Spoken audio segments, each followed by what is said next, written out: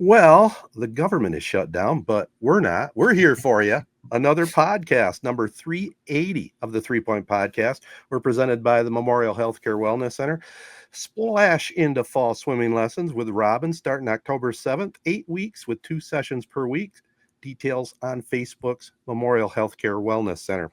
Our other great partners include AZee Branding Solutions, Jacobs Insurance Agency, Nelson House Funeral Homes, Nichols Painting, Rivals Taphouse and Grille, Success Group Mortgage and Servicing, the Shiawassee County Fair, and ALS of Michigan. By the way, our sponsor Spotlight, Kori Shook and Associates Real Estate Services. Kori has been selling area residential real estate since 2004, and since then she sold hundreds of homes, multi-units, and parcels of land. One of the top-selling agents in our area year after year.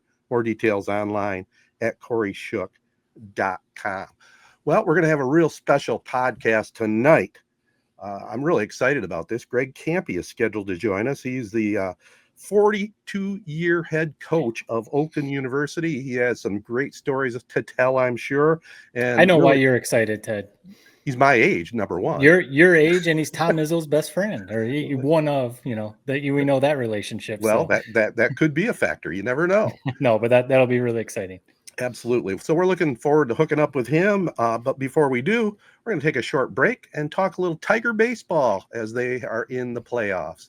All right, guys. This team just has me scratching my head. I mean, they win game one, clutch fashion. McKinstry comes through with a big hit to win the game. You got Tarek Skubal on the hill. Game two, a game you're penciled in as winning, not necessarily game one, and then they blow it. They just don't hit the ball. It's just a team that just confuses me, and whatever they do from here on out, I'll just watch it and say it is what it is.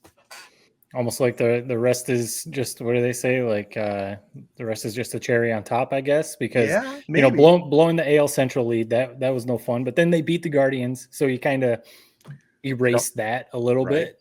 But yeah, now it's almost like, hey, whatever happens, happens, because like they win game one, dramatic fashion, and you think like, geez, we're about to go up 2-0 in Seattle because Skubal is going to, dial it up and win game two. And he did. He pitched great. Well.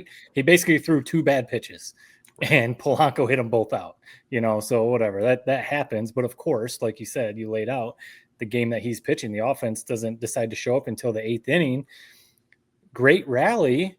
Torkelson, great hit to tie it up. And then what happened? So he's on second, 1 out, man on second. All the momentum are with the Tigers. Seattle crowd, silent. Here's your chance to at least knock in one more, get the lead. Next 6 pitches, strikeout. In 6 pitches. I mean, it was like strike, Perez out, strike. I mean, it was 2 off like that. Listen, I mean, we're 3 schmucks. I mean, I know Benny the Jet Rodriguez down there, Sandlot legend. We're not professional baseball players. No. It's really hard to play professional baseball. But just some of those at-bats, like you said, head scratching. I mean, it's just like, what is going on? It seems like they're just swinging at bad pitches or not swinging at pitches. So, yeah, I think at this point, though, we feel good. They got 1 in Seattle, got home field back. Basically a 3-game series now with the first 2 in Detroit. You have to at least feel good about that. Yeah, I think we all would have taken it heading into the series. We didn't think it'd be flipped, where we'd win a game where Skubal wasn't on the mound in those first 2 games against Seattle, but you take it. We haven't talked since we beat the Guardians, which, I mean, what an awesome series that was. That felt like it really kind of alleviated some demons that this team was facing. To me, the way it comes down to with the Mariners is they're the better team. I don't know. I feel like from top to bottom, outside of Skubal, like I really do think that they're just the better team, and they have more star power than we do. That's for sure. But this team is scrappy, and they've been finding ways to win, and it's hard not to root for them. I mean, considering how out we all were, Tigers fans included, with how they've rallied and found a way to beat the Guardians, which seemed impossible a week ago. So where I'm at right now is just exactly what you said. It's a cherry on top, whatever they do the rest of the way. I'm not upset if they lose the next 2 games at home and they're done. To me, this is a team that's maximizing what they are. I think AJ Hinch is kind of maximizing it. This is more so a Tigers fandom thing that I'm just been annoying me lately. And I don't buy into it. And this is what we do on podcasts is listen, with a lot of these decisions Hinch is making, it's like it's taking poop versus like poop. Where it's like, is he pinch hitting Riley Green, who's batting 100 versus lefties, for Jahmai Jones, who's batting 180. Like we're nitpicking each and every decision that this manager has made. And this is everybody. Like we were doing this last week on the podcast. We were doing this in text groups with each other, like during that Guardians, where I'm bitching that they're not sack bunting Jahmai Jones on that critical strikeout where he pinch hit for Riley Green. But it's carried over every game where it's like people are criticizing, and I'm part of it. And that's where I call myself, like, why am I doing this? Oh, why didn't they leave Mize out there one more inning? Why didn't we, leave Skubal out there for the complete game? Why? It's like everything this manager does with a team that I think we all can agree is not the most talented in the postseason. Like, they've maximized it. When you're picking turd versus turd with a lot of these situations, like he is, guess what? It's probably going to be wrong a lot of the time. I don't think it necessarily makes it the wrong decision. And I do love the banter deciding these decisions, but this isn't Brady Hoke where he didn't have a headset on.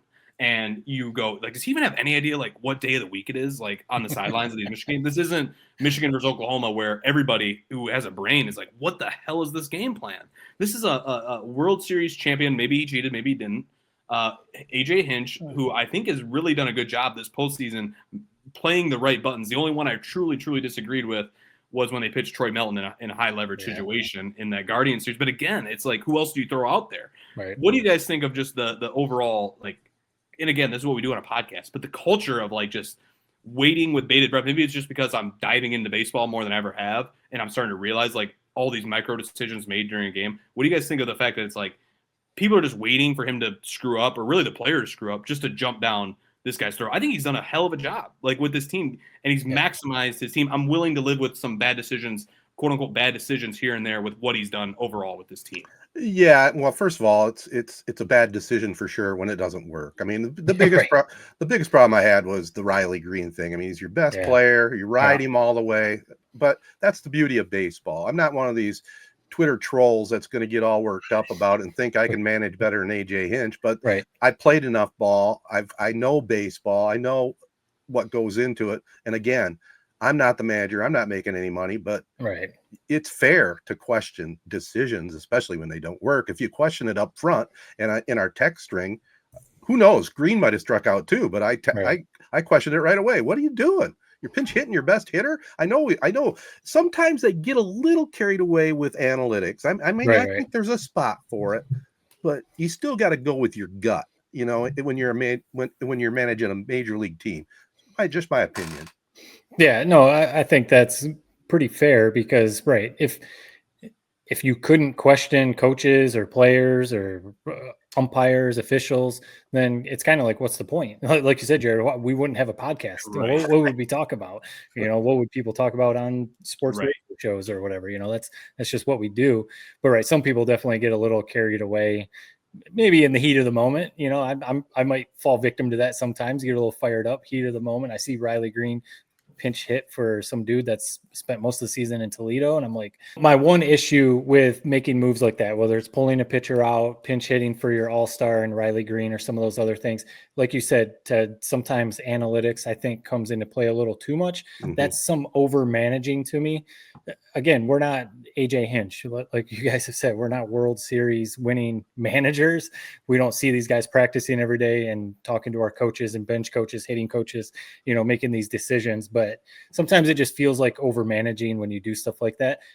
Also, if you're going to pay potentially Tarek Skubal $400 million, I wish they would leave him in, push that 100 pitch limit, maybe let him go another inning. But kind of like you said, Ted, say they would have left him in another inning and he gives up 2 more home runs. Now it's, you should have pulled him out. Exactly. But then if you leave him in and he goes 1, 2, 3, then it's, you're the best, manager ever. So it's almost like, you can't win either way. But I think, Jared, you made a point I was going to say earlier. I think if you take a step back, Hinch is they're probably over exceeding expectations right now. If you, outside of maybe the top guys, Skubal, they've got a couple other good pitchers, Riley Green, and Torkelson has, some moments, very big moments and potential. But otherwise, when you look at the Blue Jays, the Mariners, the Yankees, and some of these other teams, it's like, crazy. We are so far away from these teams, but they keep figuring out ways to win, and they very well might win this series and make it to the ALCS. So no, the strikeouts and the swings and misses and just the bad at bats are frustrating, but somehow they keep figuring it out. And I'll be curious to see the crowd at Comerica Park before it changes to whatever Comerica Park is going to change it Right. now. Fifth Third. Yeah, Fifth Third or whatever. Yeah, we can talk about that. But because they're afternoon games, Tuesday and Wednesday, or Tuesday, Wednesday, like 3 o'clock, 4 o'clock start. I mean, it's kind of just the way the playoffs are with TV and everything else. Like half the people are still going to be in work or, school. I'll be curious to see the crowds at the stadium, but hey, Casey Mize and then Jack Flaherty. Is that official? I thought they had Flaherty going on. Yeah, I was wondering that too, because I think they did flip them. They flipped I don't them, understand what would be the thought process behind that. I don't really understand why that would be any different. Why would you not just keep them on the same schedule you had? I thought that was very interesting that he. Yeah. But I don't even think that's official yet. Who is starting or not? But the thing that's crazy to me, and you're right about the 3 o'clock start. It sucks. That what I was dreading the Seattle series. I thought it would be like a 10 o'clock start, but the 8 o'clock prime time, 8:30. I mean, it's been awesome to watch, especially when a game's cruising along like that Scooball game was, which normally his starts do, like where you're wrapping up, right at prime time, right time for bed. It's been awesome. What is your guys' vibes? Are you like, is it about a 50-50 series in your mind, or do you think that this Comerica Park could really kind of shift the series? The way I look at it is, I really do think we win this series. As crazy as that sounds, I don't think we have any right to win this series. Then I think eventually a buzzsaw Toronto will be. Yeah. Which, what a fun series that would be as well. It's been a fun few series, honestly, this playoffs if we keep on winning. But to me, I think we get through this series against Seattle. I think it's going to come down to a game 5, honestly, with Scooball on the mound, similar to last year. But I think he's going to get it done this time. I just think the way they weathered that losing streak, and you see him in the locker room singing, some Hank Williams Jr. song. I don't even know who that guy was until a week ago. Apparently, is it his son? I don't know. I guess Hank it is. Williams Jr. Yeah. Yeah. Wait, that's not the Hank Williams though, right? This is his son, correct? That's his son. It's the Monday Night Football guy. That's Hank Williams Jr. Okay, I think you're talking about Chris Stapleton, but maybe not. I don't know. The original Monday Night Football guy. Yeah, there you go. Clarification. So anyway, I see a team that's really kind of rallied together, and they don't have the talent of the rest of these teams, that I really do think they're a close unit. Yeah. Probably led by Scooball in terms of keeping that locker room together. I think they're better off of how they weathered that storm, beating the Guardians. Adversity is no issue to this team. They've been through so much adversity in the last 2 months that I think when it's going to come down to cracking time, I think they're going to make a big time play. It's going to win them this series. I think it's going to be partially due to a Scooball Game 5 win. So it's just a bummer when you look back on Game 2 and you think, man, if we could have just found a way to get 3 runs on the board, like we're sitting at 2-0 and we're getting ready for the ALCS. But it is what it is. I mean, baseball is unreal, man. It's such a fun sport to watch once it comes to postseason that I'm just along for a ride and I'm enjoying it. But I really do think we win this series. Yeah, see, I don't have any feel whatsoever. I mean, I really don't. I hope they get to Scooball. I hope he gets to pitch, because I'm very concerned about the next 2 at Comerica. But if they can win one of those and you're going with your guy out in Seattle for all the marbles, then I'm feeling better. But I have no clue, man. These next couple games are going to tell it all. Well, because of how the last month and a half has gone, Jack Flaherty has pitched well sometimes, and then he gets absolutely rocked. Same with Casey Mize, and like we said, the Mariners lineup top to bottom is pretty good. There's not really a hole, and really games 1 and 2, our pitching staff did pretty well. I mean, obviously won Game 1. And Scooball, for the most part, did really well in Game 2. So we've done a good job. So it almost feels like at some point they're going to break out and score 8 or 9 runs or something like the Blue Jays have been doing versus the Yankees. Isn't it fun to watch Raleigh, the big dumper there? I mean, when he digs in that box, I mean, he just takes perfect swings, man. I love watching him bat. You know he's going to have a back-breaking home run coming up. Right. It's amazing it hasn't happened yet. Yeah. He had 3 hits in Game 1. I mean, he's just clutch. The one thing that's like, it's like his nickname has become Overboard to me. It's a great nickname, but it's like when he gets a clutch hit in that game, and like the first thing a announcer is saying is how, big jumpers rounding first, like going for, like it takes me out of it. I don't know, like when you look back on like his career, let's say he's going to be in Cooperstown, maybe. I mean, if he keeps on the road he's on, he's probably going to be like in some critical postseason highlights. Like that's the call on it, is like the big dumper. I don't know. I mean, not that I'm some play-by-play expert. It's too over the hand on this damn dumper nickname, in my opinion, for whatever. It would sound funny, like if the he hits some walk-off home run, big dumper walks it off or something like that.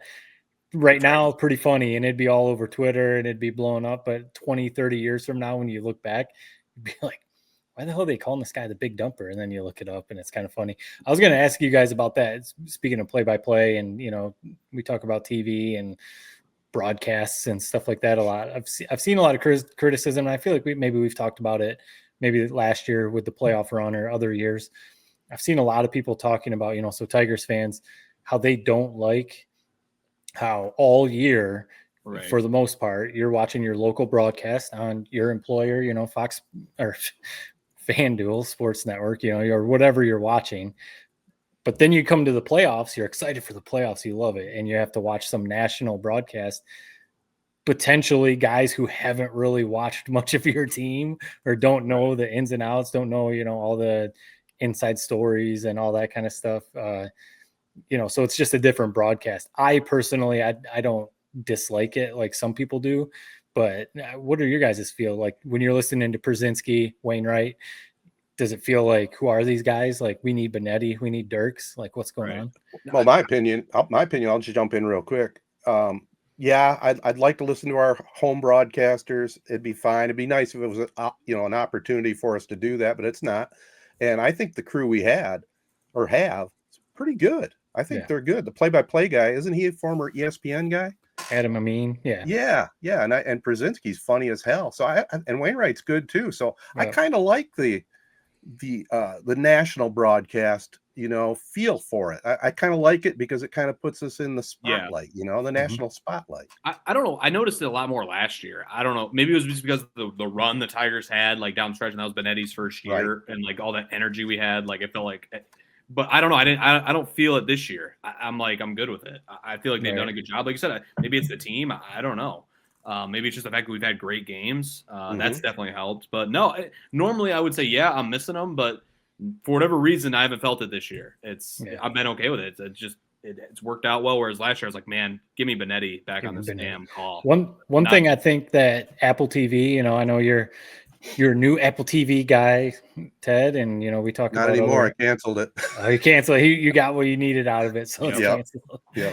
I know you still love Red Zone, and we talk about all these streaming services we have, but with Apple TV, I think we've talked about it again on here, but how you can watch a baseball game and they give you the option to listen to your home radio broadcast while you're watching the game. Well, it's such a cool option with Apple TV. I know with ESPN, with the college football playoff, they do like the megacast, they call it, and always one of the networks, it's usually like ESPN News or ESPNU or something, is like the home radio broadcast for one of the teams. And I think that's such a cool option for the people who maybe don't like the national broadcast. I mean, obviously there's a lot of stuff that goes into it with rights deals, and there's a lot of the business stuff that makes it not possible. But that's one thing that Apple TV has figured out. Like, for the people that maybe don't like the national, go listen to Dan Dickerson call the game. That'd be a pretty cool thing to have. Is there anything special they have to do technically wise? Because I know there's a possibility of syncing issues between the radio and the live broadcast. That's definitely one of the big things is, the sync, because usually the radio is a little delayed. So, I mean, they'd have to figure that out, which they can. I mean, it's definitely possible, but that would be kind of frustrating if you see the bat crack and then like 5 seconds later you hear it, like that kind of stuff. But yeah, I've seen a lot of people talking about it this postseason. Is it just me? I think it is just me. I'm a weirdo. It's tough for me to listen to radio calls, man. Even if I'm driving, I'll just put it on my phone and put it on the seat next to me and just listen to the TV broadcast through my TV. That's Lions, that's Tigers, that's all this. I don't know why that is. It's just it's tough for me to put myself in that 1950s, 60s mindset, where I'm just shutting off the visual media. It's and then let's say if a big play happens, you can always rewind or whatever. It's just baseball. I don't know. Radio calls are tough to me. I remember we were driving to Florida for spring break a couple years ago with my dad, and the NCAA tournament was on. We're listening to the NCAA tournament whip around audio on the radio. I'm like, dude, I can't do this. You're just gonna have to. You're driving. You're just gonna have to do what you're doing. I'm watching it on my phone. This is horrible. Am I crazy? You're probably not crazy, but I think you're a little extreme by saying you can't listen to a radio broadcast of a baseball outside game. of yours. You're now. I maybe I'm the weirdo. I listen to your guys' high school. I was going to say, I'm like I'm listening to a podcast. So it's Yeah, but I what I was going to say is, I mean, baseball is the one sport that is completely made for radio. I mean, the broadcaster is painting the picture. I mean, I can sit there and if it's a good broadcaster like Ernie Harwell or Dan Dickerson, I mean, you can picture it in your mind what's going on. It's beautiful. That's what I knew. That's what I was going to say. Ted is going to say, baseball is the one sport made for the radio. Yes. Think about Vin Scully. Think about some of these old school guys. I mean, I get what you're saying though. I don't know what it is. Even with the gaps you might miss listening to that TV broadcast, maybe it's the natural sound of the crowd and like hearing the. I don't know. I'm a weirdo, so I'll admit that. So it is what it is. Yeah, we won't disagree. All right, let's hope the next time we talk a little Tiger baseball, they're in the championship series, right? ALCS, it's possible. Fingers crossed. Let's go Tigers. All right, let's take another little break here and hook up with the head basketball coach at Oakland University, Greg Kampe, right after this. All right, we now welcome on a very special guest, Coach Greg Kampe, the head coach of the University of the Oakland basketball team since 1984. I mean, over the course of the last 40 years, you've had over 700 wins, 5 Division I conference championships, 4 NCAA tournament appearances, and a huge win over Kentucky in 2024.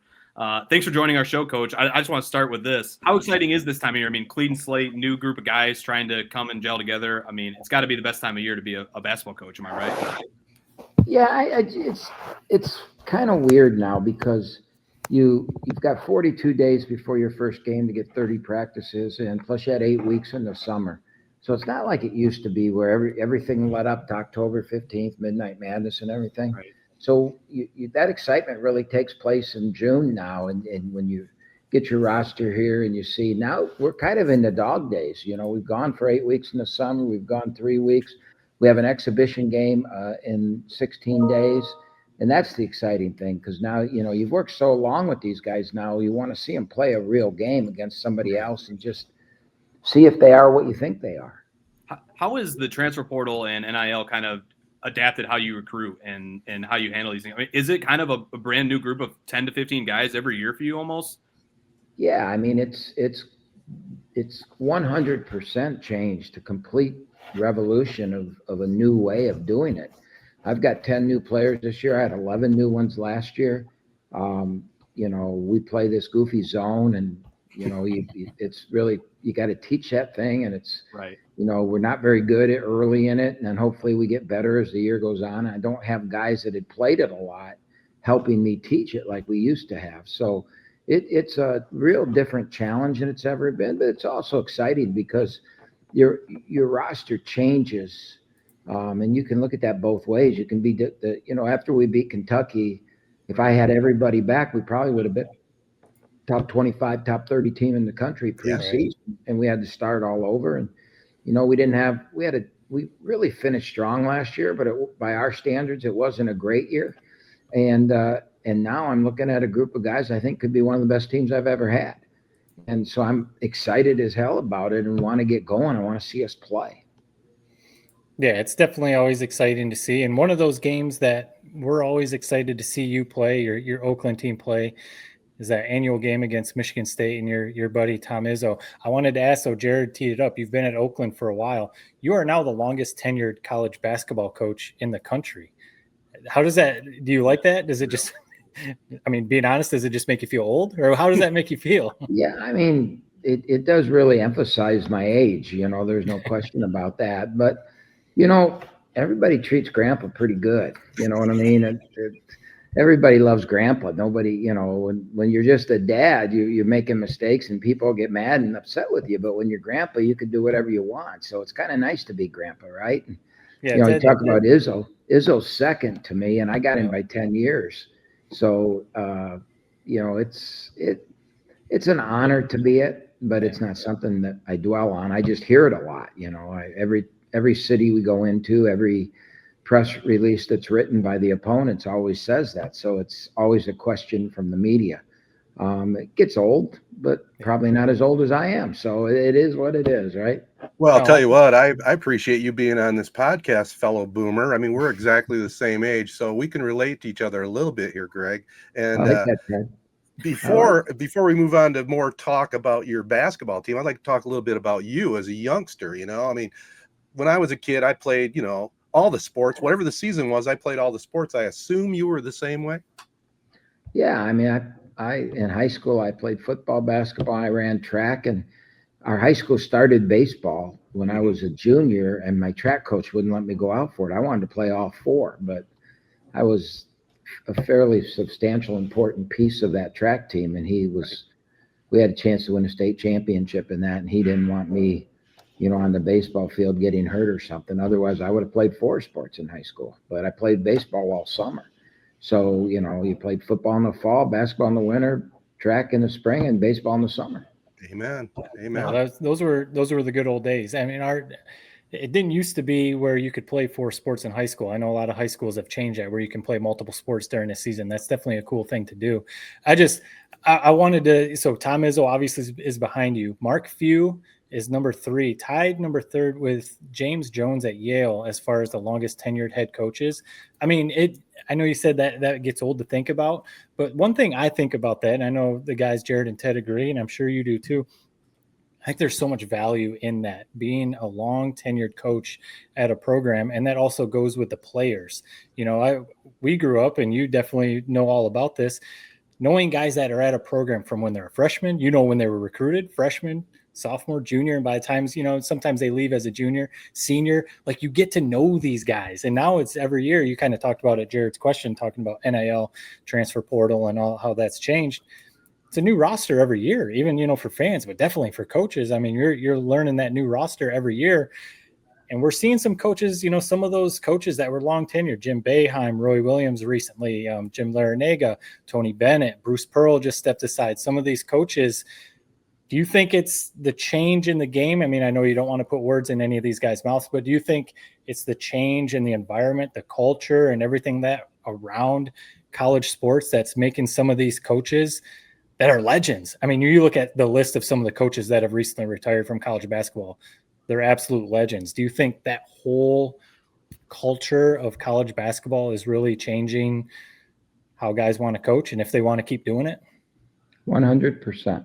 All those guys are my generation of coaches. And if you have a direct conversation with them, they just don't want to deal with it. They don't, it goes completely opposite of everything they've taught, everything that they believed in their programs, and all that you said at the beginning of that question about, building a culture, living a culture, taking a kid from 18 years old to 23, watching him go from 185 pounds to 230 pounds, watching him go from a child to a man.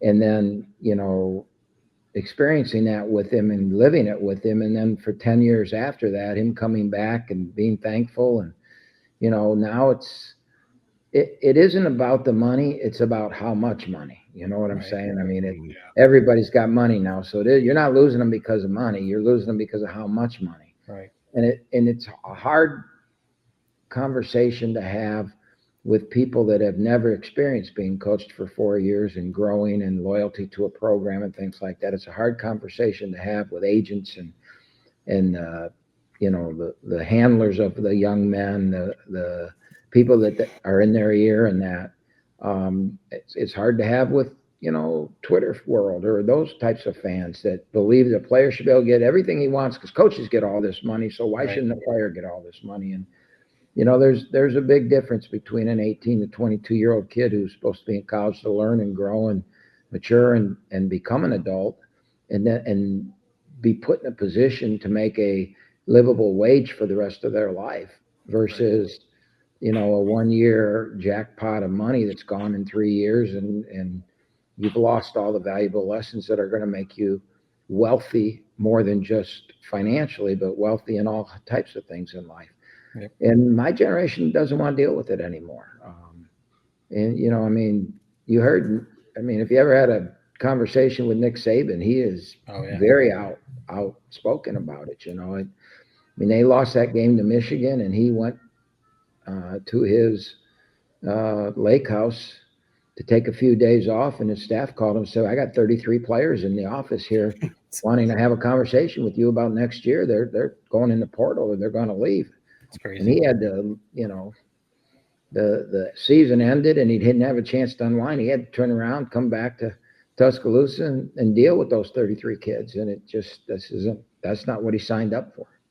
It's crazy how much it's changed, and talk about, how things have changed. One thing I think about that was a positive note on your program was going back to that 2024 season. On February 9th, you posted a photo of your team out to eat where nobody was on their phone.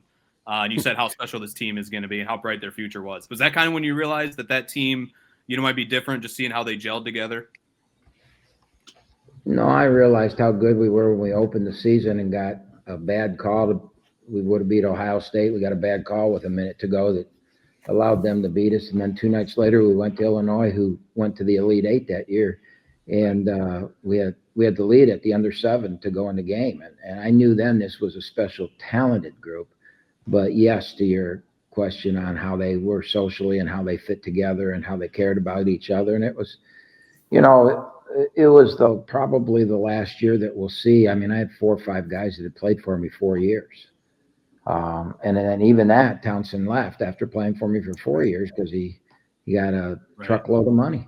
Yeah. And, but you're right. That group was a very special group, and you have to be to do special things. When you look back on that team, do you think on the positive stuff, or do you look at how well you guys were playing down the stretch? I mean, Golke was lights out. Lampman was a great leader. Townsend was playing out of his mind. Do you think, obviously you think positively about it, but do you almost think like, man, we were so close to being maybe even a Final Four team? Do you think of the negatives almost first rather than the positive? No, when you're in my business, you wake up in the middle of the night. I called, I'll never forgive myself. I called a timeout with 13 seconds to go in regulation, and we had the ball. I didn't like what I saw, but it was a really bad timeout because if you remember, NC State had this big kid named DJ Burns, right? Right. And he was not real good at the defensive end. And my timeout allowed them to take him out and put a kid in, and that kid made the deflection that, sent the game to overtime, where if I hadn't called that timeout, I'm 100% sure that what we ran would have got the ball in Townsend's hands. Now, would Townsend have scored? Would he have missed? Would he got fouled? Right. Would he have shot an air ball? I mean, who knows what would have happened? But, I wake up sweating and shaking at night still because, as you said, NC State went to the Final Four. And, we don't get that chance very often. And we were 17 or 13 seconds away from the Sweet 16. And, when I have conversations about the team, obviously there's, great memories and our fan base and all that. But when I'm by myself, it's going to haunt me the rest of my life. Coach, again, back to us being close in age. I remember the days when, it was always Michigan State, but it seemed like that third team in the state was the U of D, and now that you've been there 42 years, you've stamped Oakland, I think, as that team, the third team here in the state. Comments on that? You've been there 42 years. It's just amazing run, and you are Mr. Oakland University basketball, really. Well, as far as what you're talking about, my goal was to get us to 2.5. Okay. We didn't want to be the third team. We wanted to be 2.5. We wanted to be in the conversation. I didn't want to supplant either one of them, but I wanted to be right there with them. And we've had our moments, but, I don't kind of given up on that because I don't care I just don't think you can break that stronghold. This state is just so either green or it's, maize and blue. And, right. And we've always been the cute little story. And I guess I'm okay with that, but I do think, we've had quite a run, and, I think we've put ourselves in conversation. We play them both this year. If we beat one of or both of them, who knows what people will say. So we're in a position to prove ourselves, but you have to do it every year. And, it's difficult to do. Checking some notes before we got you on, I didn't realize, the family you come from, your dad played at the University of Michigan, played football, was on their national championship team in the late 40s. Your kids all were stellar athletes. Talk about family a little bit. And, you talked about being a grandpa. Nothing like being a grandpa. I can tell these guys know that firsthand from my conversations with them. But talk about your family a little bit here. Maybe some of our listeners aren't aware of the Kampe family. Yeah, my father played at Michigan, so the first word I ever said in my life was Michigan, because it's old Bob Ufer, right? Amen. And my brother also played at Michigan. He played for Bo, was there during the 10-year war, was on those teams that never got to go to the Rose Bowl. They won 2 Big Ten championships, but didn't get to go. His last year was the Orange Bowl year with Rick Leach when they lost Oklahoma. I think it was 10-6 in the Orange Bowl. The first year that you could go to a bowl if you didn't, and the Big Ten could only go to the Rose Bowl, and then they changed that back in the 70s. And I'm old enough to remember that. Me too. I had 3 boys. They were all athletes. My youngest son, though, chose music. He went to the Berklee College of Music. He's in LA trying to make it in the business world. My middle son went to LSU and played football. I got to go to the national championship game that they lost to Alabama, right, and down at the Sugar Bowl, which was a cool experience for Dad. And my oldest son played baseball at the University of Cincinnati.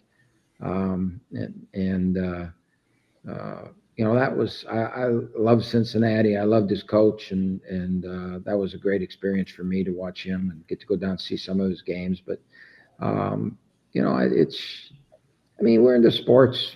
Yeah. I grew up in sports. My dad was a high school football coach. So I grew up in that, and I've been blessed by it. I've lived a great professional life because of what my family gave me the path and opportunity to be into the coaching world. That's awesome. No, it sounds like that the foundation was set pretty early on in your life, and you've continued it on. It's funny to hear you say music world, football player, baseball, but you're a basketball coach. Did you drive them away from basketball because you were always at the gym? They were all too small. My middle son was a linebacker at LSU. He's 6'1". He was about 245 when he was at LSU, but he if he shot a jump shot, it would be lucky if it even came close to hitting the rim. And he was a football player from day one. And my oldest son played both football, basketball, and baseball. He could have played Division I football, I think, but he chose baseball. And then my youngest, he really got into the music while in high school, and sports kind of went the other way for him when he was in high school. And he was he is a very talented drummer. So I don't know where he got that from, but not from me, that's for sure. No, you never know. That's definitely cool. Last one for me, Coach. Again, we appreciate you making time to do this, because I know how busy it is for you right now. Still recruiting. You probably got to recruit all the time, kind of what you're talking about, and coach up your current team. But I wanted to ask you about the latest news that kind of came out, or some of the latest news with college basketball and potential more expansion with the NCAA tournament, going to maybe 76 teams, and then it might be like an opening 12-game round, or there might be some like opening round before like the actual tournament. There's some of that logistics that needs to be figured out, but basically more tournament expansion. What are your thoughts on that? Obviously gets more teams in, gives more teams a chance to get into the tournament, but I'm kind of on the side of like less teams is more, I don't know. What are your thoughts? I think we got enough teams in it. I think the NCAA tournament is the greatest athletic spectacle there is. I think the world would say the World Cup is in soccer. And I think many football fans would say Super Bowl, but that's 4 hours. Right. The NCAA tournament's 3 weeks, right? Awesome. And it is, I think it's the greatest spectacle in the game. And it's, everybody does a bracket. People that don't even know anything about basketball do brackets. They pick them by the name of the school or by the colors. It's fun. It's, it's probably the best betting, with betting becoming so big, it's probably the best betting spectacle there is. People flock to Vegas. They flock to during that opening weekend. It grabs the world and holds its attention for 3 weeks. And I don't know why you'd ever mess with that. And I get, Greed, Gordon Gekko said greed is good, right? But I'm not sure Gordon was right. I just think you leave it alone and let it be what it is, and just enjoy the damn thing, man. Just don't mess with it. Don't change it. Just embrace it and make it, what it is, and enjoy it. Don't try and make it better. It got to where it is for a reason. I'm with you. I got one more question for you, Coach. This is maybe more of an X's and O's one. When I think of Oakland basketball throughout the years, you've kind of adopted always having one elite shooter on your team and running a lot of plays for him, like a Golke or even Travis Bader before that. Where did you come up with this kind of recruiting tactic where let's go get the best shooter I can find, and then I'm going to find ways to get him the ball in scoring positions? Where did that come from? Well, it came from, no one had ever heard of Oakland, right? And I mean, I remember when we went Division I and we got into the Mid-American Conference, which is now the Summit League, and Kansas City was in the Mid-American Conference, and I went to a meeting, the introductory meeting, and the assistant athletic director at Kansas City came up to me and he said, "Can you get me on Pebble when we come out to play you guys?" And I was like, I looked at him, I thought he was joking. And the truth and the reality is everybody thought Oakland was in California. Nobody ever heard of it. No kid ever grew up saying, "Hey, I can't wait to get to Oakland. I can't wait to play at Oakland," right? So if you have these high expectations, if I want to be number 2.5 in the state of Michigan, I had to come up with a reason that kids would want to come to Oakland. So we tried to come up with a style of play that was a little bit off the wall, a little different than everybody. And it was pre-analytics, so it was before everybody realized shooting the three was the way to go. And we decided we were going to score a lot of points. We scored 189 in a game once. We scored, we averaged in Division I. We've led the nation in scoring. We've had the best. We've led it in 3-point shots. I've had 8 different guys lead a statistical category, which is more than any school in the country. We have more than any other school in the country. We've only been Division I 25 years, and yet we have the most. Because we came up with a system and a style that in recruiting, we could say, look, Travis Bader's the all-time leader in the history of 3-point shooting. Look what Jack Golke did. You know why Jack Golke made 10? Because he got to shoot 20. Right. Mm-hmm. How many coaches out there are going to let you shoot 20? It gave us a stigma or a spiel that we could use in recruiting to help us get really good players. And that's really why I did it. The analytics have always said shoot the three. I mean, it didn't take a brain to do that. It just took probably being a guy that's been at the same place for a long time and nobody was going to question you. Wow. They're not going to, well, why are you doing that? Or you shouldn't be doing, think about our fan base. I don't think there's anybody in that arena that's ever seen anybody else coach a game but Greg Kampe. Right. Yeah. I mean, you got to be 100 years old to see somebody else that a coach. So all they know is Greg Kampe. Yep. And that's good. It's bad too. I mean, there's a lot of them that would like to see somebody else. I mean, every time we lose a game, it's about time for him to go. I think. Right. But in the same token, nobody really questioned the system, why, and everything, and mainly because we had a lot of success. Yep. And with success breeds the ability to kind of do things your way. So that's why, and it's worked for us. Yeah. Well, I know one of your favorite sayings is consistency is the hallmark of success, and man, you've been nothing but consistent there at Oakland, Coach. I got one final kind of fun question to get you out of here, okay? Since we're the same age, I'm very curious about this. We throw out any Oakland players, but your favorite college basketball player of all time, who would that be? Pete Maravich. That a boy. Not even close. Not even close. No, he's the greatest college basketball. He's not the greatest pro to ever play. Nope. But he was the greatest college basketball. Imagine if they had the 3-point line at some. I know. They did an analytics of it, and they said he would average his senior year. He would average 54 points a game and had the 3-point line. Think about that. And he also led the SEC in assists. Right. Of course, his dad was the coach. He had the ball on every possession. Right. This is true. Well, Coach, I mean, first of all, that's a great answer. You're right with me there, big guy. But again, we want to say thanks for the time. This has been awesome. I mean, you got an exhibition game coming up on the 22nd against Alma, and another one followed the 30th with Rochester Christian, and it all begins for real. I think you open up the regular season at Michigan, don't you? We open up number 5 Michigan, then we go to number 1 Purdue, and then we go to number 2 Houston. Wow. 5, 1, and 2 to start the season. You It's might as well pay probably going to be 3-0, but the O might be first. Well, I'll tell you what, it's been a pleasure, man. We appreciate it. We'll be watching you guys. Hopefully we'll get you on here somewhere down the road if that's all right. Yeah, I'd love to come back. Thank you for having me. All right, Coach. Thanks, man. All right, guys, that was so much fun. I mean, he is such a classy act, man. It was great to hook up. Nice get, Jared. Way to go, man. But Yeah. You want to comment on that? No, you're good. He's just a great interview. You're good talking to him. Yeah. I jumped in weirdly. Go ahead. All right. Well, let's recap a little bit of the college football weekend. There was a lot of wild stuff. I mean, we're going to get into Michigan State a little bit, Ferris State. Wow, I got to talk about that. But I think the biggest story of college football was Penn State getting just totally shocked by UCLA and seeing Jerry Neuheisel being carried off on the shoulders of the team. I mean, he looks like he should be out surfing. Right. What a story.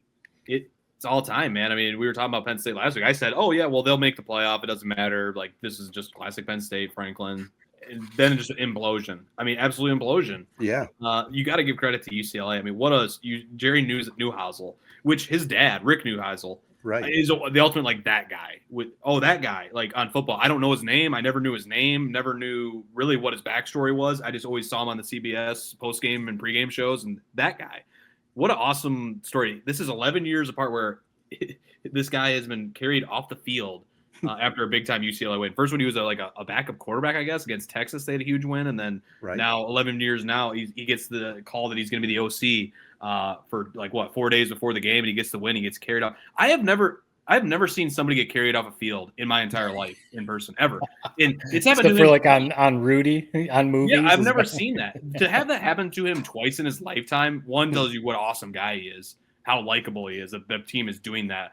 And two, just how iconic both those moments probably were for UCLA football fans. I mean, all-time biggest upset maybe ever, other than maybe like a Michigan App State.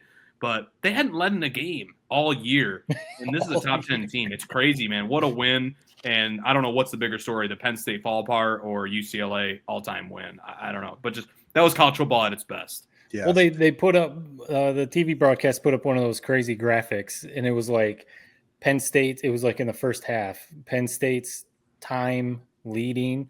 They had never trailed in the first half, and it was the complete opposite for UCLA. And then obviously UCLA pulls the upset. It's honestly, I mean, I think it was a bit of a letdown, I'm sure, after the Oregon game for Penn State. And then, they thought they'd just fly out west and walk all over these guys and then get back, and obviously overlooked them. But it's more a detriment. I think it makes the preseason polls look so ridiculous. Yeah. Talk about Texas, Penn State, and Clemson. They were all top 10 preseason. And between the three of them, 1, 4, and I think like number 8, Texas was 1, Penn State was 4. I think Clemson was number 8. They were all top 10. They're 8 and 7 between the three of them. And, I think it's just like, we shouldn't have polls until like now, until like week 4, 5, 6, something like that, until you get past those first few BS games. And then, you play 1 or 2 conference games. All right, let's roll out. Almost like when the college football playoff rankings finally come out. That's kind of a good time because you actually know what these teams are. Maybe that's a little late for the first poll. Well, yeah. The NIL world, it's like, and nowadays you have to it's have so it. even. It's like the parity is crazy. And we've said before, like, man, the NIL is like, is it ruining college football? I don't know. College football has never been better. This is crazy. Every week, anybody can go down. I mean, even Bama versus Vanderbilt. I know Bama won, but it was like Vanderbilt's like toe to toe with these guys. Right. Like, it's amazing the world we're in right now, and that's why I appreciate Michigan. And they are fucking boring. I will say that. And they have some head scratching decisions with Underwood and all this stuff and the shackles they seem to put on this offense every week. But at least their play style, at least as of now, it seems like they're going to be able to handle business against these lesser teams. Yeah. They don't make critical mistakes. They play good defense, and they just find a way. They grind these games out. It's ugly. It's not pretty. It reminds me of like the Wisconsin teams with Bielema, where it's ugly and they're going to push you around a little bit. They're going to find a way to win, though. So that, to me, with all these upsets going down, it's funny because that's what James Franklin was saying in previous press conferences, how, well, you see all these top teams going down. We still weathered the storms against these Villanovas and these crappy teams where they looked horrible to start the year against those teams as well, but they didn't get knocked off. So to me, it's like, if Michigan just keeps handling business, and I don't care how ugly it looks, as long as they win, I'm not going to complain about it. Yeah. In today's day and age, anybody can go down at any time. Yeah, and to that point, I think it's Kurt Cignetti, Indiana's head coach, was talking about not playing a tough non-conference. Kind of like, to that point, you can see that. Just kind of get through your conference. It's kind of like what it is. I mean, I know UCLA, even though it makes no sense, UCLA was a conference game for Penn State, which is still very strange to see. I mean, Indiana and Oregon play this weekend in a Big Ten conference game. It just still doesn't feel right. Top 10 matchup, Indiana football versus Oregon in a Big Ten. Just all of that. Indiana football is top 10 and it's a Big Ten game. That just, all of it just seems very strange. But you talk about Michigan, and we'll maybe talk a little more. This is probably going to sidetrack the whole conversation, but I don't know what you guys are thinking. And this is probably, what did you say, Twitter trolls earlier, Ted? Mm-hmm. Yeah. So this would probably classify me as Twitter troll, but I'm almost out on Sharon Moore. I don't know what it is. He seems obviously I don't know him personally, so this is just me going off of my fandom opinions, but all the craziness, running out of the tunnel, jumping around, yelling, spitting, slapping guys, going crazy. At first it's like you love it, but then when you see the way that the team plays and some of the, just like you said, Jared, some of the head scratching decisions and how differently they played those couple games when Biff Poggi was head coach, I wonder if it's fake, the energy and stuff that he comes out with. And I saw someone say that, I forget exactly how the person worded it, but Sharon's obviously a conservative coach. We saw him run the ball 32 straight times when he was interim coach, last year against Penn State, or a couple of years ago against Penn State. So we know he's a conservative guy. He was an offensive lineman at Oklahoma. He wants to run the ball, establish a line of scrimmage. I saw people say the team takes his conservative mindset when he's the head coach. And I was just like, that's kind of an interesting way to think about it, because there's just a different energy when he's the head coach. And it just seems like, man, you got a dude like Bryce Underwood. And I know he's still a true freshman. He's got a handful of starts under his belt, but he's still a true freshman. And then I see Sharon jumping around like crazy. And then you mentioned earlier, Jared, Brady Hoke, no headset. I almost get the vibes that that's Sharon Moore. You don't see any energy out there with him on the sidelines when he's coaching. And I don't know. That's probably just prisoner of the moment, not really liking, even though they're winning games. But I'm not the biggest Sharon Moore fan right now. I don't love Sharon Moore either. I mean, I don't like how he acts. I just don't think that's how a head coach should act. Like waving by at Ohio State, blowing kisses to Oklahoma. I don't even understand what's going on. He's acting like a player, basically. I've gone back and forth on it, though. I think people are too hard on this Biff. Biff Poggi, I loved him too. We're just ignoring this guy fucked up massively. I'm okay. Just keep swiping under the rug as well with Biff Poggi. He screwed up massively in that Nebraska game, to the point where they asked Sharon Moore, "What were you doing at home, watching?" He's like, "What did he like? I'm no comment," or I'm gonna. I don't remember what he had some funny comment about it. I don't think Sharon Moore is Jim Harbaugh, obviously. I do think you're maybe a tad bit harsh. Do you I don't know, because if there's 2 or 3 more games where we look kind of slow and sluggy like we did against Wisconsin, then I will start saying okay, this is a truly different team under whatever Biff Poggi had going. I don't the feng shui, the vibes, the way he does seems very lax. He's a funny guy. I don't know.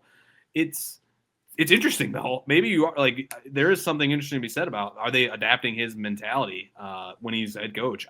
Obviously they do. Every team does that a little bit. I don't know. I think it's a step too far with him.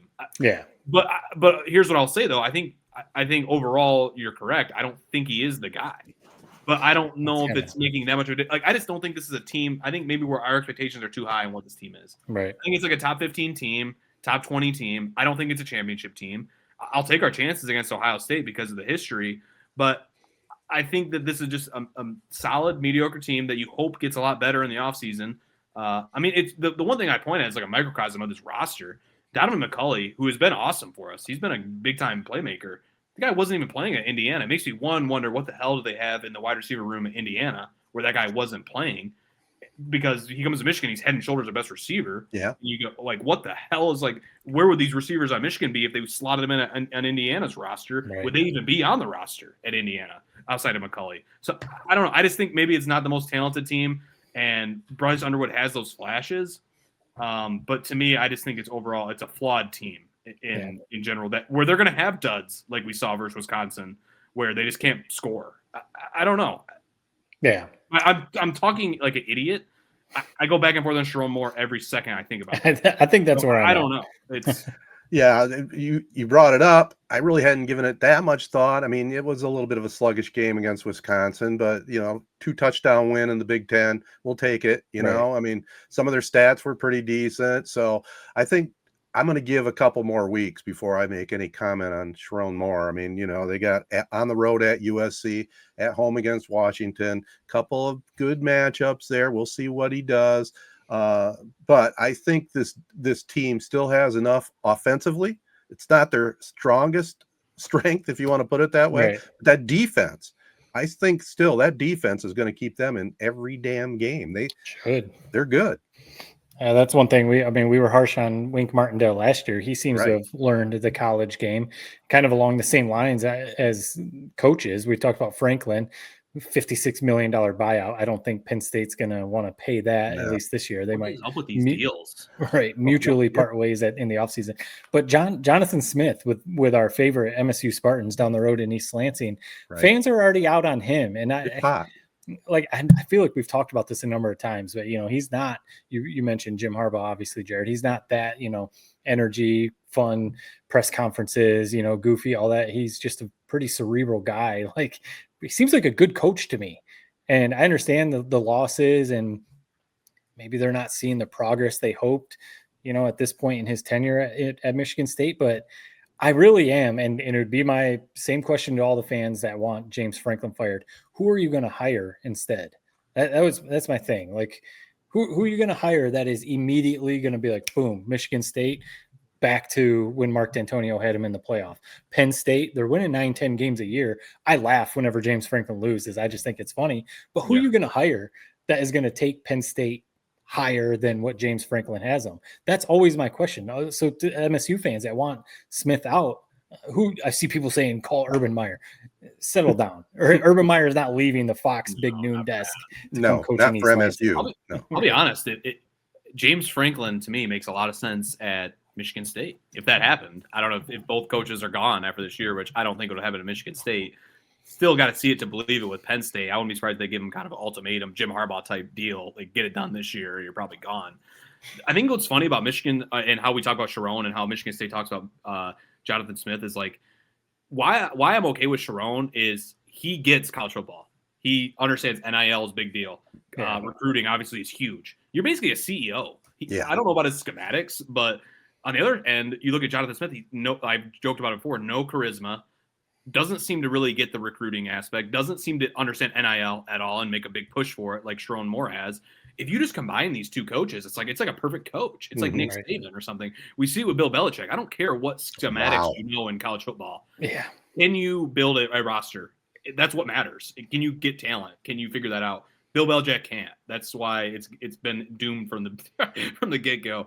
I mean, just speaking, I wasn't planning on bringing up, but Belichick, I mean, his legacy is tarnished, right? He's lost.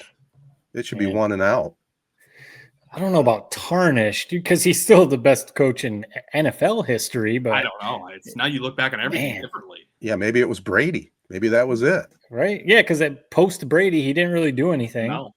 And then Brady went and won a Super Bowl, right?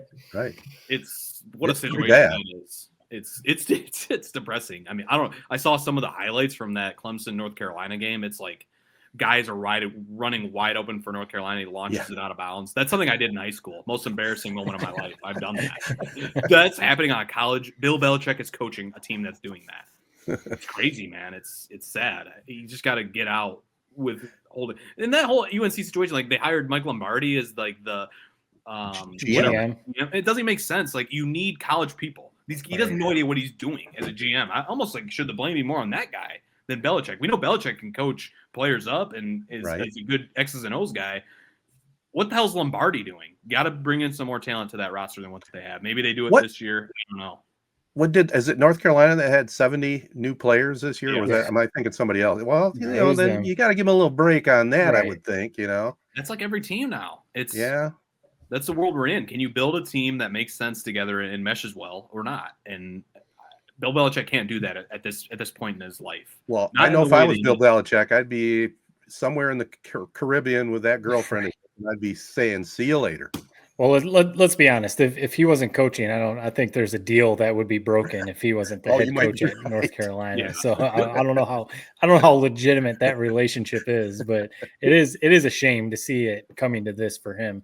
You would have hoped that he'd at least be competitive. Yeah. And he's getting his doors blown off almost every week. So embarrassing. Yeah. I gotta throw this out. It's not football, but what do you guys have you guys been following this WNBA commissioner like issue? Like what the hell is going on?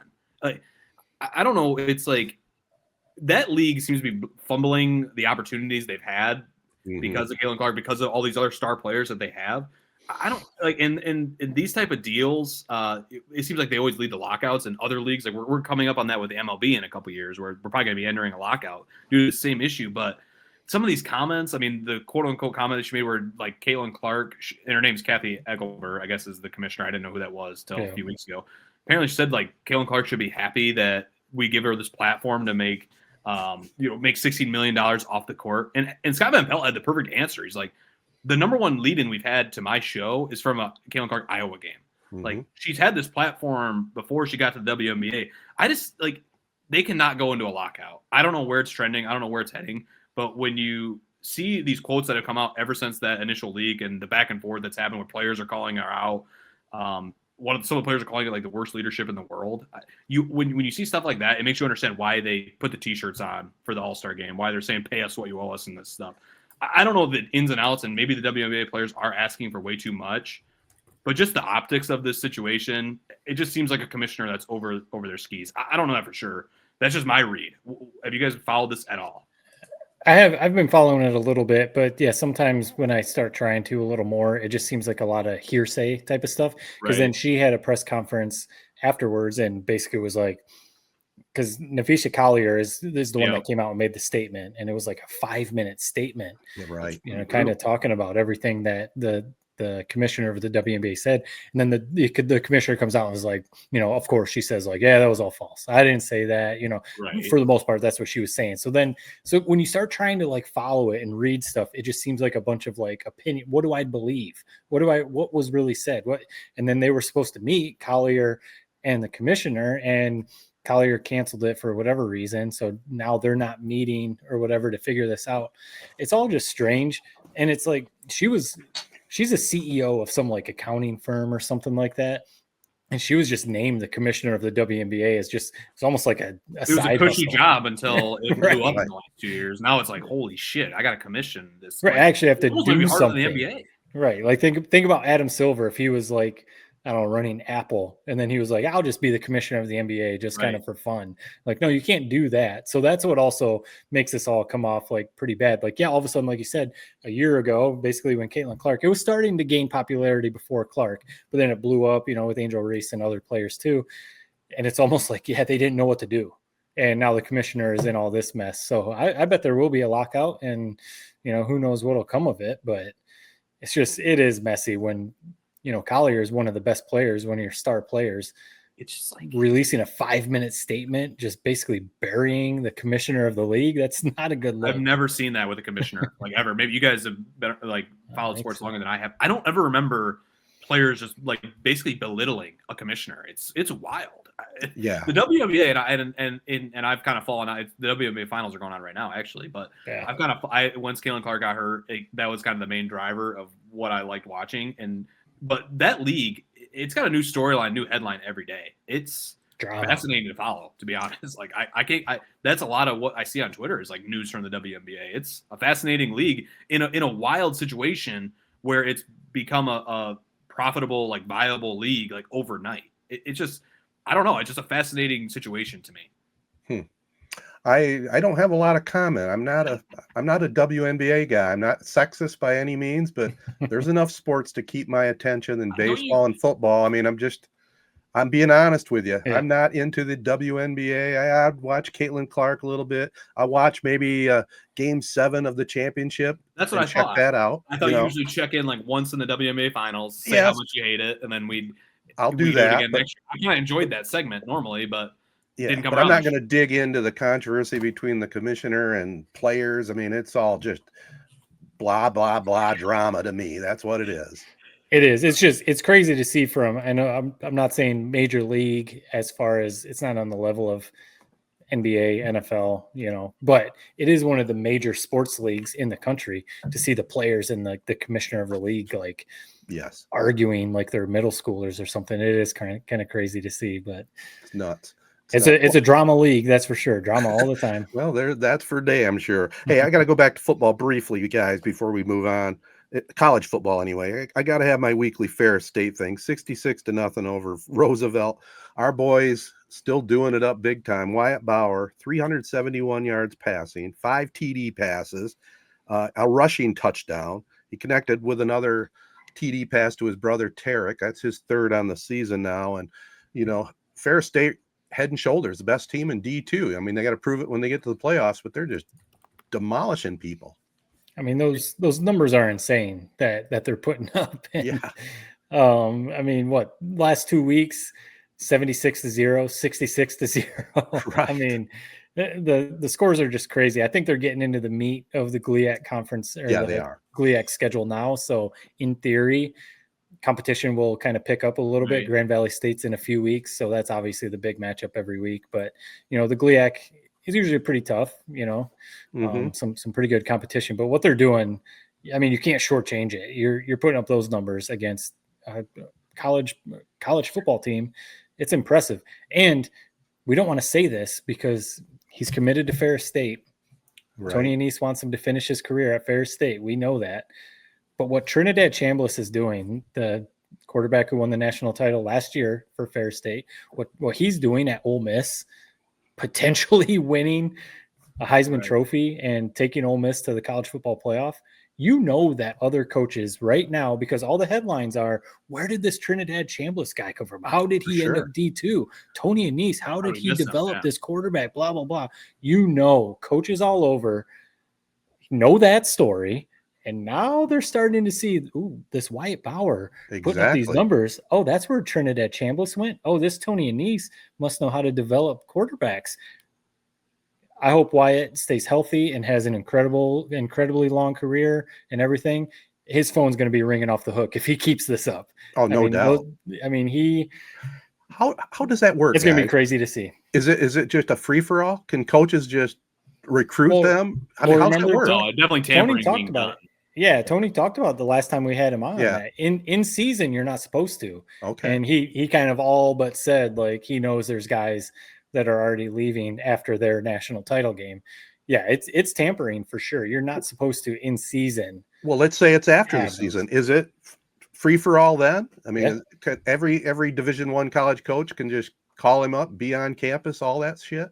Yep. Yeah, wow. I mean, I'm sure there's some limitations, as far as saying it's a free for all. I'm sure it's not a free for all, right? But yeah, I mean, that's how Lane Kiffin got Trinidad Chambliss to transfer, but that before the season ends, there's probably some calls being made, or there's a booster calling someone being like, hey, when your season's done, give us a call. That's all, whatever. Right.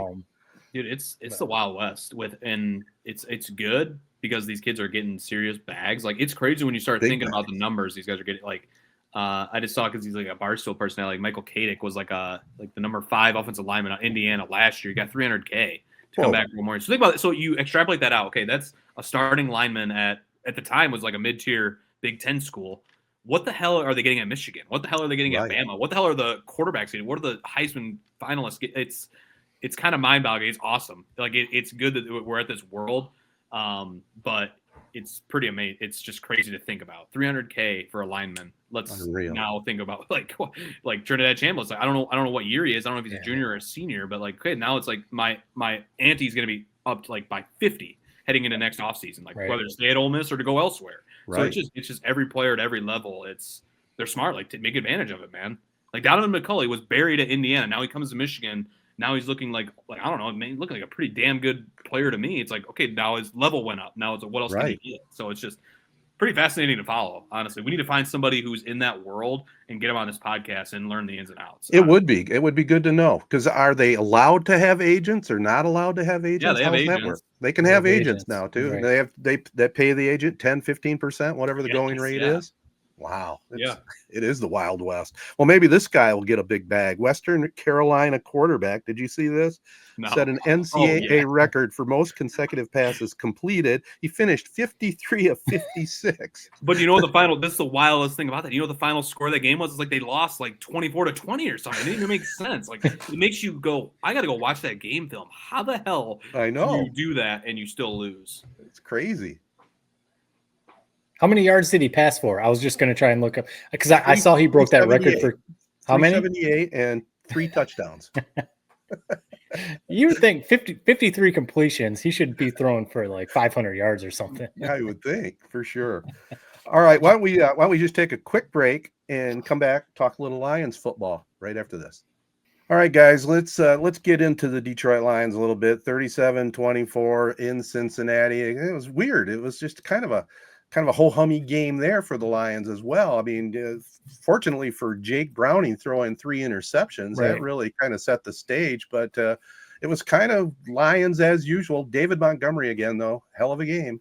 Yeah, it's almost one of those games that like the final score didn't tell the whole story, because I feel like it was a 2-3 score game the whole time. Mm-hmm. Like, if you only saw the score, you're like, oh man, the Bengals kind of hung with the Lions. It's like, not really. No. I mean, it wasn't really ever close. They kind of made it a little close there in the second half, but I feel like if the Lions had to crank it up and turn it on, they would have won by 3 scores.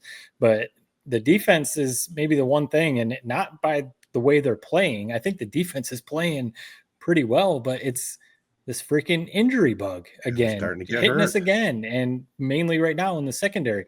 DJ Reed was already out. Terrion Arnold against the Bengals gets hurt. There's a couple of Dorsey and a couple other guys are hurt. I mean, we're at the point where we're picking up dudes off the street again. Trey Flowers, we signed last week. He actually had a play against the Bengals. He's gonna have to. Crazy, man. He's gonna have to against the Chiefs, because Terrion Arnold is out. What did Dan Campbell say? For a long time. So who knows what that means? Game of the year. Yeah, so here we are again. I mean, Hutch comes back from this injury and is on a pace to maybe win Defensive Player of the Year, and Jack Campbell and Anzalone are playing out of their mind. McNeil is coming back, but now our secondary is taking all these hits, and it's just like, man, I guess every NFL team deals with injuries, but maybe because we watch the Lions so closely, just feels like we can't avoid it. Hopefully we avoid the big ones, though, unlike last year. It's sad. Here's I would never say a bad word about Dan Campbell. I never will. I think it's more so the NFL as a whole. So first off, these 2 guys that have been banged up, Kirby Joseph. I just saw a picture of him in the locker room after the game. He's wearing a knee brace. Why are we trotting out these? And I know it's the NFL that a lot of times they're banged up. Why are we trotting out Kirby Joseph, who's banged up? Terrion Arnold, who got banged up in the Cleveland Browns game, same shoulder. Now he's out for probably the season. Why? What would it have hurt us to take this week off? Rest a couple of those guys. Rest Kirby. Rest Terrion. It's the freaking Bengals with Browning, who is literally maybe the worst quarterback I've ever seen. I mean, he was a sideshow within that game. Like, his reactions, dude, he was going through it, man. And he's making some of the most idiotic throws. So why are we, acting like this is the Super Bowl, pushing all of our chips in and playing banged up defensive backs? I know it's the NFL. I know that's how you play hurt. But, man, with how this schedule lined up, with the Bengals, with how they're playing, with the big slate we have coming up with Kansas City and 5 big-time matchups coming up down the road, it would have made sense to me to let's be very careful this week, and let's just hope we're a good enough team where we can beat Jake Browning with a couple of backup secondary players. I didn't get that. Am I crazy? Well, it's fair what you said about Campbell. I mean, he's our guy, man. I love Dan Campbell, and he has one style of coaching and one style of playing, and it's 100%. And yeah, maybe if they could have rested guys, maybe it could help. That's hindsight to me. You're out there. If you can play, you're playing. And it's a shame about Arnold because, again, the Twitter trolls were saying, oh, he's the worst defensive back in the league. Bullshit. If you look at the numbers, he really wasn't. He was having a good game. It's unfortunate. It seemed like every time he had an interference penalty or a different penalty, it nullified a big play by Hutchinson or somebody else. It just stands out. But he's going to be missed, and again, I have the same concern about injuries. All NFL teams have to deal with it, but just seems like our Lions get hit because they're starting 11 on defense. It's as good as any team in the league, maybe right up in the top 5, I think. It is, and I think Kelvin Shepard, the new DC defensive coordinator, he looks like just a gem of a defensive coordinator. So, fully healthy, like you said, the starting 11, I think it could be one of the best in the league. Now we'll see what they do, that they're having to piece together a secondary. But the Terrion Arnold hate is kind of funny. Yeah, the Twitter trolls. I mean, he's not prime Darrelle Revis or anything like that. But it seems like the penalties he has are always, like you said, Ted, it's at the worst time. Hutchinson gets a sack for a safety. Oh, defensive holding on Terrion Arnold. It's like, oh, great, here we go again. So we'll see. But I mean, I saw some people post or point this out on Twitter also. The minute he got hurt and left the game is when Jamar Chase all of a sudden was running deep, wide open, touchdown. It was like, is that a direct, correlation to Arnold getting hurt? Who knows? But we'll see. They'll have to piece something together because they've got, like you said, they got the Chiefs on Sunday night, and then they play the Buccaneers, who look like maybe, if it's not the Lions or Eagles, the best team in the NFC. So there's no break for the Lions. They got to figure something out. It's funny because that is exactly what happened. As soon as he went out, Browning lit it up, and it's like, I don't know. I was going back and forth in my brain. Is that because these guys, Arnold is out, or is that because at some point the dam is going to break in the NFL when you're launching 80 passes? At some point they're going to bend a little bit. I don't know. To me, the biggest story out of this game really wasn't even this game. It was across the league. The Eagles going down. That was big. The Eagles, we've been preying on their implosion. It feels like they are so goddamn close to imploding as a team.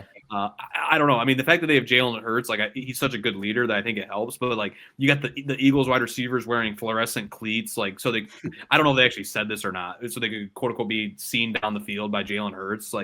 They're winning games, yet they're bitching in the locker room about losing. They snuck out, 2 or 3 of these games already. So I was just glad to see them go down. It's keep winning. I don't care how ugly it looks. It sucks losing players to injury, but again, we dealt with it last year. We know we're going to lose players to injuries. To me, it's like you said, Matt, you can't lose the key guys. Right. There's maybe five or 6 key guys that we can't lose. Terrion Arnold is a piece, but he's not one of those 6 guys. So it is what it is, but it definitely sucks. And it sucks that that's the lead of the story of an NFL win. Maybe that's our fault. Maybe it shouldn't have been, but I don't know. It's just, it kind of takes the air out of your sails when you see guys going down. I remember last week against the Browns when Kirby Joseph got hurt. I'm like, I don't even know if I want to watch anymore. I remember when J-Mo came back from injury in week 1 last year against the Rams, he looked like he got banged up first play. And you're like, I seriously will stop watching football if he's hurt. So it's just a brutal sport, man. And that's the NFL as a whole, but it just sucks when you're living it. Yeah. Well, I'll tell you one thing. I wouldn't want to be an Arizona Cardinal fan. Did you see the running back that gave up the ball before the goal line again? Crazy, man. DeMarcado. Oh my God.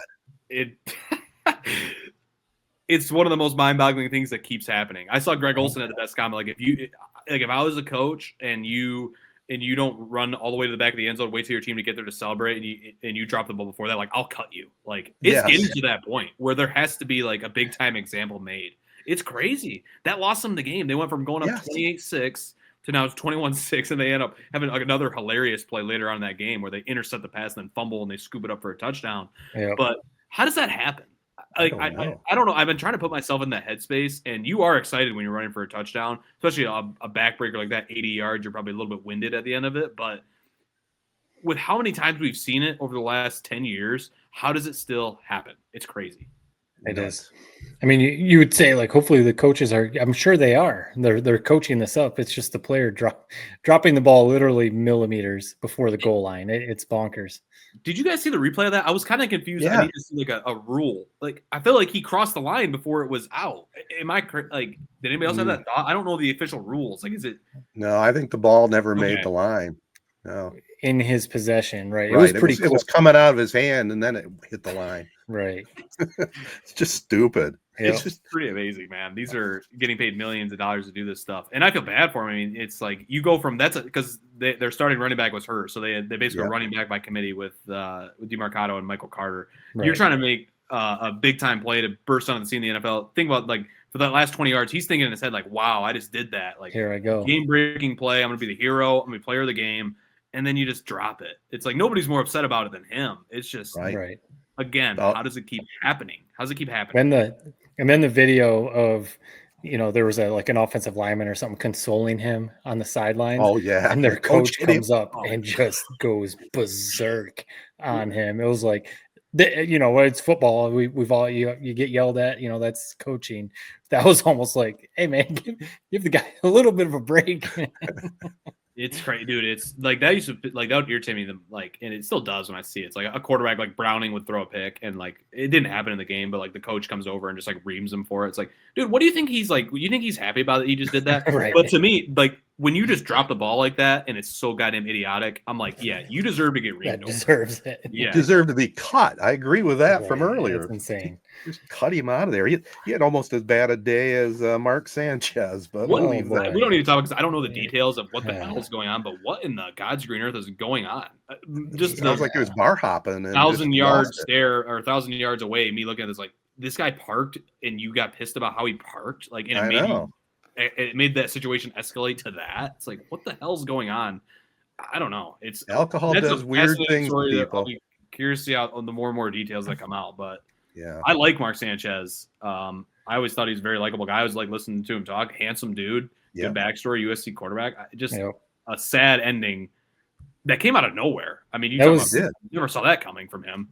Right. That was also the ultimate in real time. Yeah, seeing people react before like the actual details came out because at first it came out Mark Sanchez stabbed in Indianapolis, and you see all these people tweeting out like, and you still hope he's okay, of course. But before the details came out, people love Mark Sanchez, such a great guy, one of the best guys I've ever been with, all these kind of condolences in a sense. He didn't die, but, those kind of comments.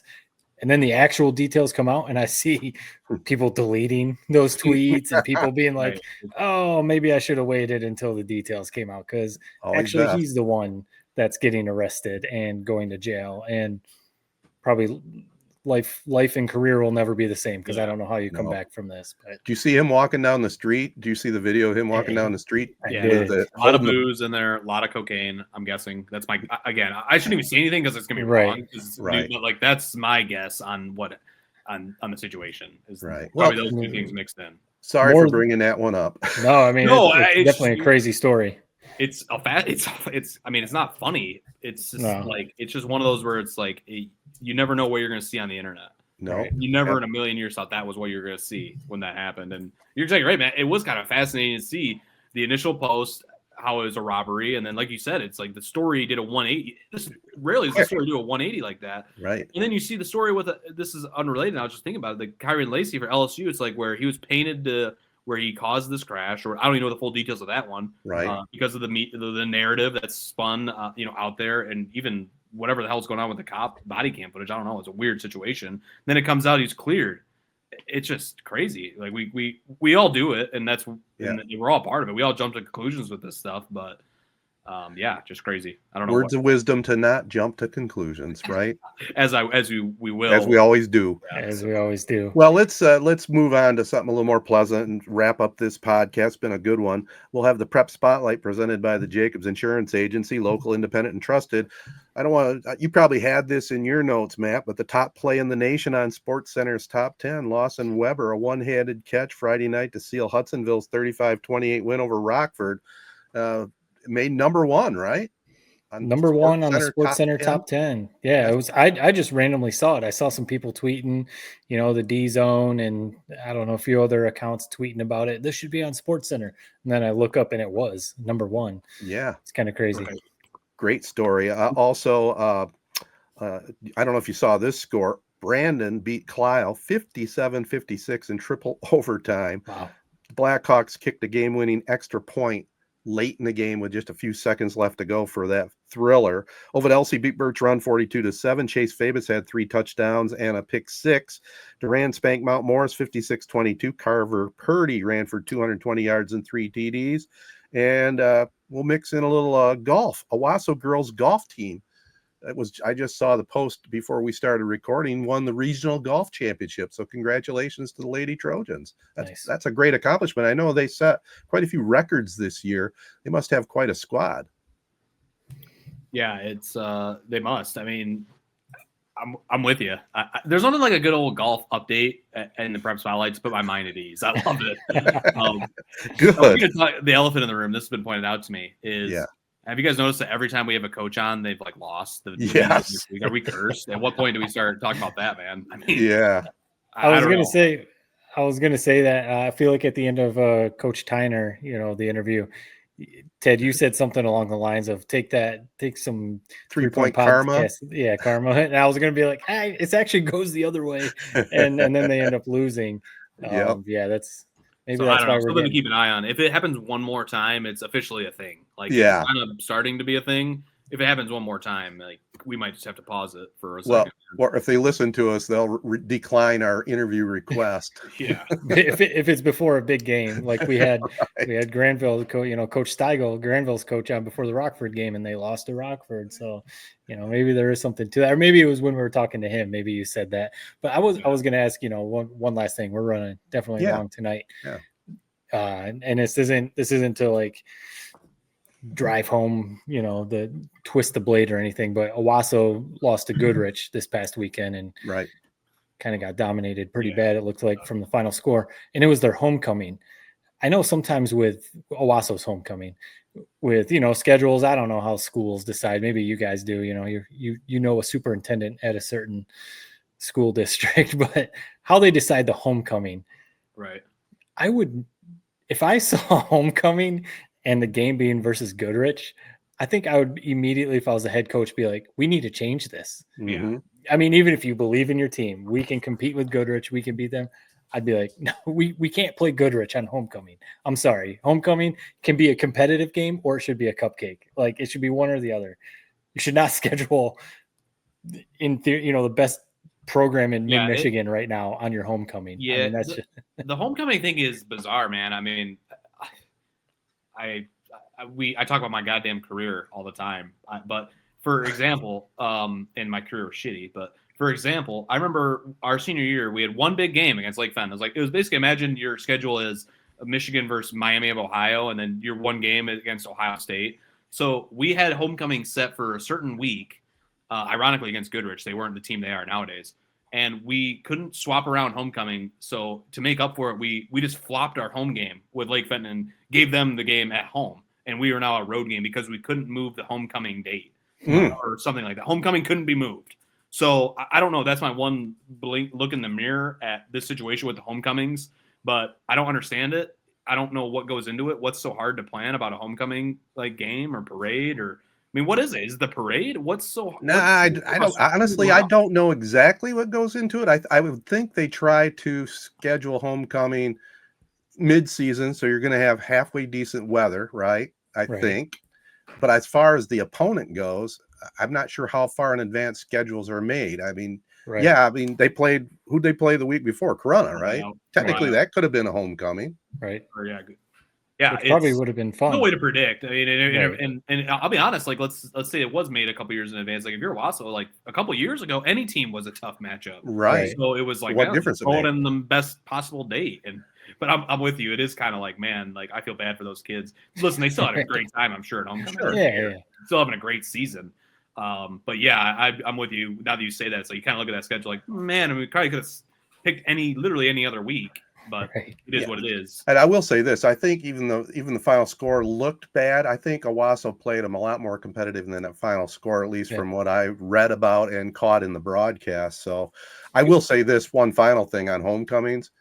I think every high school football coach would say, we don't ever want to play homecoming. They'd rather have that distraction away from things. And, kids are thinking about the dance and everything else. Isn't even in the locker room at halftime. One thing that was funny, so Michigan, I was at the Michigan game this weekend. It was their homecoming game. Is there a more made up thing than homecoming in college? I don't even understand what it is. Is it even a thing? I mean, I think a bunch of alumni come back, and probably former players. It's probably more that they bring back a ton of former players, and probably especially a place like Michigan, probably the big money alumni come back for a weekend, and you schmooze for a little bit, maybe get some donations and that kind of thing. But yeah, homecoming in high school, it is just a distraction. Half the players are out there on the field at halftime. Right. There's all this other. It's fun though. I think the concept of a homecoming game was. I think my dad just told me this.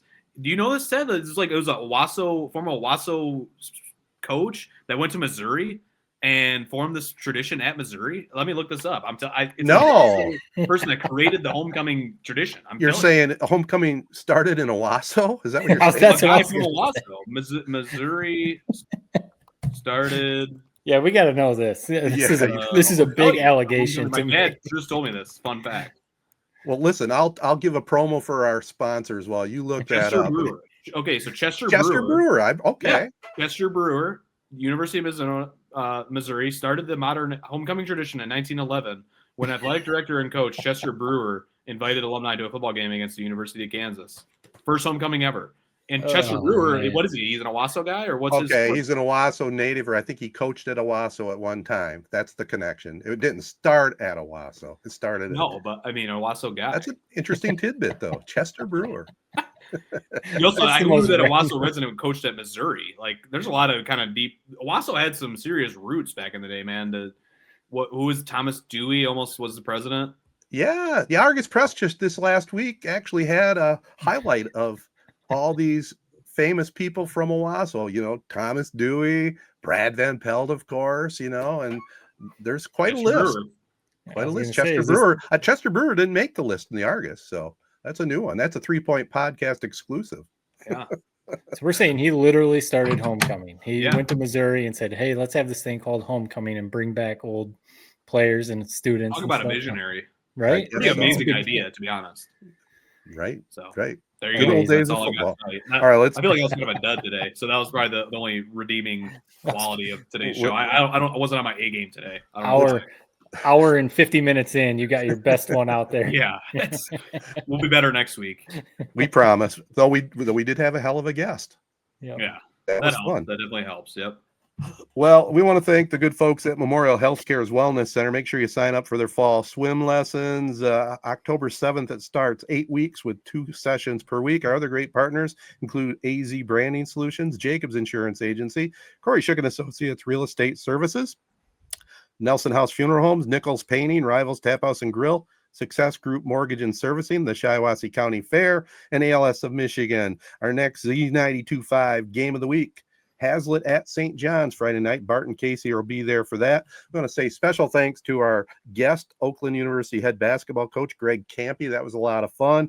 And, just quickly, I want to throw this out there again. Man, you guys, we've been doing all right, getting some great guests of late, a concerted effort to improve the pod for our listeners and also our partners. We're trying to step it up and keep things rolling. And 380 episodes, still going strong, boys. Yeah, we always had some pretty good guests on, but we definitely had some conversations, and we're like, hey, we should start trying to reach out to some bigger names. Why not? Right. We're almost 400 episodes in. You may as well. Yeah. I guess it surprised me. Like a lot of the people that we've reached out to said yes. So Right. kind of makes us go like, what the hell were we doing? But it is what Yeah. it is. Now 380, we got it. We're finally catching our stride. I think so. Other than you tonight, Jared, right? Yeah. Am I wrong? I just felt like No, I was you like were a space fine. cadet, a space cadet tonight. So it is what it is. You were fine. You were fine. You do 380 of these, and you're not gonna be a perfect 380. Well, Hey, especially when we record late at night on a Monday night, right? We've watched enough Tigers games to know you're not going to bat 300 even if you watch the Tigers. So if you bet 180, you're a top 8 team in the league, maybe top 4. So it is what it is. That's right. All right, let's leave it there. Peace and love, everybody. Be kind. Thanks for listening to us.